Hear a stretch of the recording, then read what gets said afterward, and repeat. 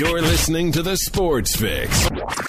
Portions of the Sports Fix brought to you by Harry Buffalo. Catch every UFC pay-per-view live in full HD at Harry Buffalo North Olmsted, just outside Great Northern Mall. Harry Buffalo. Join the herd. Sports Fix listeners, don't wait all day or all week to get in on the fun. The party doesn't stop when we go off the air all week long. The Sports Fix social media sites are your one-stop shop for all things Cleveland sports. Jump over to Facebook.com/TheSportsFix, Facebook.com/TheSportsFix, and become a fan today because we love fans and they create some of the best sports talk in town, Daddy. You'll enjoy talking to your fellow Cleveland sports fans on the Sports Fix fan page. And if Twitter's your thing, well, you know how we do it. Tweet with us at TheSportsFixCLE. It's that simple. Twitter.com/TheSportsFixCLE, baby. Chat live with the crew during all your favorite Cleveland sports events, tickets and contests and trivia and so much more. Get with us today, The Sports Fix on social media, Facebook.com/TheSportsFix. Tweet with us at TheSportsFixCLE. Join the Sports Fix on Facebook and Twitter today. Hey, it's Hugh Hewitt, and when I want to know what's going on with the Cavs, the Browns, and the Tribe, I tune into Sports Fix.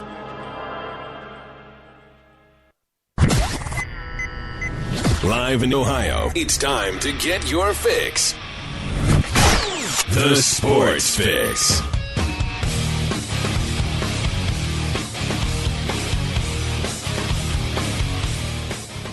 Ooh, well, that sure escalated quickly. This is going to be an interesting episode of the Sports Fix today as we are on it. We're running now, man. Welcome into the Sports Fix. J-Rock with you here. I'll tell you, I don't even know. I know where I want to go. I'm going to open up the phones because I've already had people trying to call in here this morning. I'm going to open up the phones. I'm sure that there is no shortage of people's opinions and feelings and some venting and all kinds of things coming here this morning. There's going to be some well-you-knows. There's going to be some I told you so's. I thought about starting the show like an hour early so that everybody could bring their Manziel excuses in and have enough time to still get here by noon, but we'll do some of that too. We're going to talk about the debacle, and that's what that whole deal was yesterday. I've got some very strong feelings on that I want to talk about here in the first segment of the show. Dan Wismar from the Cleveland Fans going to join us in a little bit. We're going to talk to him about the atmosphere at Cleveland Browns Stadium yesterday. We're going to talk about Johnny Jam Boogie, and well, I'll tell you what, a lot of things to say there, my friends. We're going to get into all of that. Like I said, your takes and more. I'm going to crack the phone lines here in a few minutes. We've got a lot to do, and it's time to do it. Welcome into the Sports Fix, one and all. J-Rock, Jerry Myers running things here. The coordinator of the madness, the big daddy on the microphone, if you will, welcoming each and every one of you guys as we do each and every weekday at noon. It's another week right here across the Sports Fix Radio Network. Maybe that means you're enjoying the show right now on TuneIn and TuneIn's radio app worldwide. Perhaps you're listening on Spreaker and Mixlr and their respective digital and mobile applications. And shout out to everybody listening live as well on our home base, thesportsfix.net. If it's not already, bookmark it in your browsers, on your mobile devices or whatnot, because no matter where you listen to the show, it's always a great backup. Show streams there live like magic manna coming down from the heavens. That voice just booms out there. You don't even have to click play. TheSportsFix.net. Bookmark it. It's always a good backup, and it's got everything you need, our social media, replays of the show, everything tied right there on TheSportsFix.net. Welcome in as well, all of you listening around the world on digital delay 24/7. Thousands of you enjoying the show each day on iHeartRadio, the world's largest internet radio provider, on iTunes and Stitcher Radio and SoundCloud, CarPlay, all of the places that you listen, download, podcast, subscribe, all the different ways that you do the show. Thank you guys for being a part of the Sports Fix universe here, and do just that. What I just said, be a part of it today. Of course, it's easy on days like this when everybody's got something to say. This is your show. This is the voice. You are the voice of the Sports Fix. 216-539-7535 is the number to call. 216-539-7535. If you can't get through to the phones, which may be the case from time to time today, hit us up on Facebook and Twitter and email. Use that social media. Burn it up. Facebook.com/thesportsfix. Tweet with us at thesportsfixCLE. Email us, thesportsfix@AOL.com. Facebook.com/thesportsfix. And hey, like the page while you're there. Join the nearly 21,000 followers over there on Facebook. Facebook.com/thesportsfix. Tweet with us. Always a good time at thesportsfixCLE. Email us, thesportsfix@AOL.com. I've had some comments coming in, as you can guess, throughout the last 18 hours or so about Johnny Manziel and the Browns' just absolute pasting they took at the hands of the Cincinnati Bengals yesterday. Let's start right there. Let's dive into that. I'll tell you what, too. Long weekend for me. Let me tell you how I watched. Yesterday, I got to double my pleasure, double my fun, except there was no pleasure and there was no fun. I had to wrestle yesterday afternoon out in Erie, Pennsylvania, and I had the perfect plan. I had it all set. I had to be out there early, so had it all set. Downloaded the app, the Fox app on the phone, and I've got everything, and I've got my streaming sites as well. I'm like, okay, I've got 10 ways to watch this game, man. All right, I got to watch it. I didn't want to watch it later. I wanted to watch it as it happens. Anyways, couldn't get a signal to save my life where I was at in the building, but I was able to get Twitter, and I was able to get my my Sports Center deal to update. So I had to sit there play by play as I'm doing the whole spandex and getting ready to go out there and do the wrestling thing and all of that. I'm following this game, and I'm following this debacle as it's going on.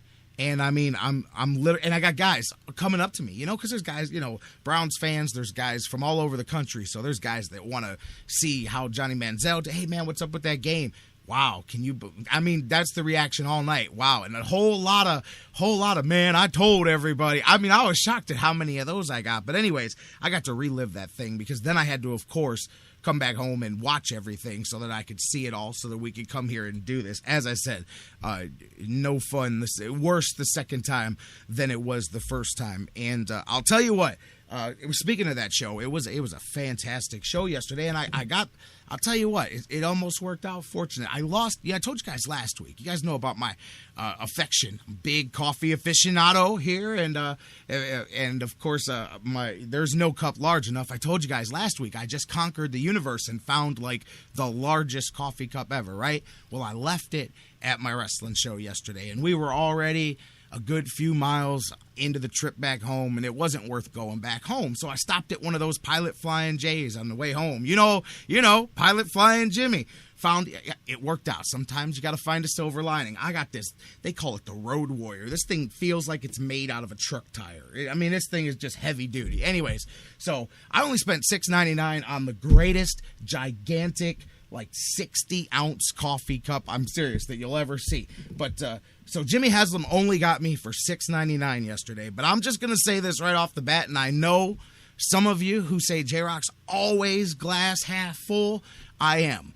But when I got something to say, I got something to say. And as you guys know, sometimes people say, oh, J-Rock can be a homer sometimes. Man, I try to look at things from both sides of the plate, regardless if people like it or not. But when something ain't right, it ain't right. And this is something that ain't right. Let me talk to you guys. Forget about football. Forget about losing this game 30-0 for a minute. And this is just my opinion. Take it as you will here 10 minutes after 12 on a Monday morning after that game we saw yesterday. To me, what the Browns fans went through yesterday was one gigantic cash grab by the Cleveland Browns organization. I mentioned last week in all the things we talked about that it should not be overstated that one of the reasons that kid was playing this week was because it was the final home game for the Browns, which means final chance to make some of that Manziel money that you thought you were going to be making all season long on some of those jerseys and on a full stadium where ticket prices were 45% higher than usual for this time of year as well. All the concessions, all of that Manziel money that was already perhaps back in the back of the mind, marketed and budgeted for because of the drafting of him early. Those plans changed, of course, when he didn't play. Hell, Brian Hoyer was selling more jerseys halfway through the season than Johnny Manziel was. Halfway through the season, by the way, it wasn't so bad after. I'm just saying, things at one point in this season were were a little bit different than where you're at now. But this is, by the way, the backside of that. This is the, oh, wow, really? I will say this.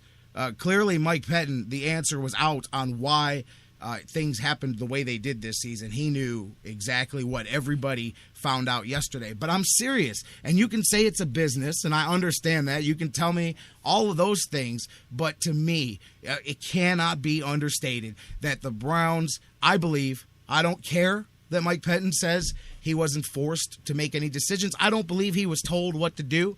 But I do believe that you can easily manipulate outcomes of things to go the way you want if you just simply say the right things in the right places and you know how to handle the situation. You can make things play themselves out the way you want, especially in a supervisory position over somebody. And I'm just telling you, say what you will, Mike Pettine cracked under the forces of all the voices around him, and he did something that he knew he shouldn't have done, but the reason that the Browns wanted it done is so that they could get paid. That was the last home game. That was the last opportunity, as I said, to make any of that Manziel money that you thought was going to come in when you drafted the guy here this season. And you can't tell me that some of that wasn't a thumb put down from above. For all of you that want to bash Brian Hoyer, and brother was struggling for the last month. But you can't tell me he was struggling as ugly as what we saw yesterday. We saw a high school, rudimentary level offense yesterday. You literally saw what would happen if you dropped a high-level high school quarterback in the middle of an NFL field. And, brother, that whole team laid down yesterday. Let's talk about that. You know why? Because of what we're talking about right now. It's been, we mentioned it how many times in different conversations last week. How was this locker room going to react to this? They knew what you had in Johnny. You can tell me what he may be. You can say first game. I'll give you that. He has to get better because you can't get worse than how that started. That was Spurgeon Wynn level, Brandon Weeden level debut. One of the worst debuts of quarterbacks, the worst that you can get. So there's nowhere to go but up. But I'll tell you what, tell me that locker room wasn't reacting yesterday to the front office quitting on them, because that's the way they looked at sticking a kid who was clearly not ready. All that garbage last week about Thursday or Friday that they started throwing out there. You guys saw the stories because we were posting a lot of them on our Facebook and Twitter.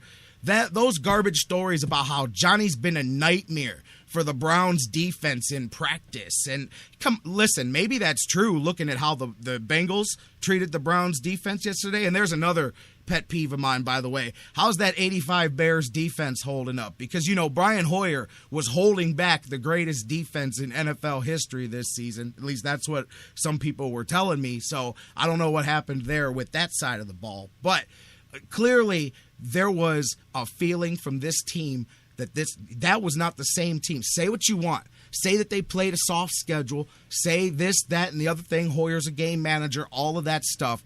For the majority of this season, that was a gritty team of guys you never heard of that weren't supposed to be here, came from the bottom, all the song lyrics you want to talk about. That was a team that a bunch of nobodies and no names that played together, and they were a gritty bunch of guys that kept losing guys, and they just kept playing, and they were keeping their head above water and all of that stuff.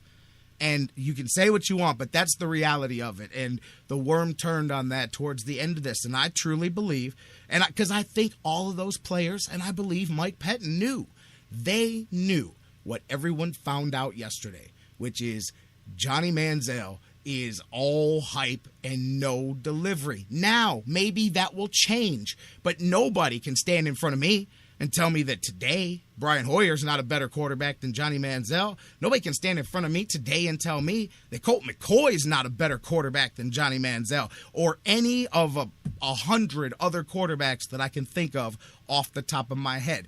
Can he get better? Sure, but that's a bill of goods right there, and I believe that the Browns trotted him out there knowing what was going to happen so that they could make the last of that Johnny Manziel money yesterday. I'm sorry. And you guys know that I have tried not to, every season You try not to hold the previous regime. You try not to hold, because I do believe that people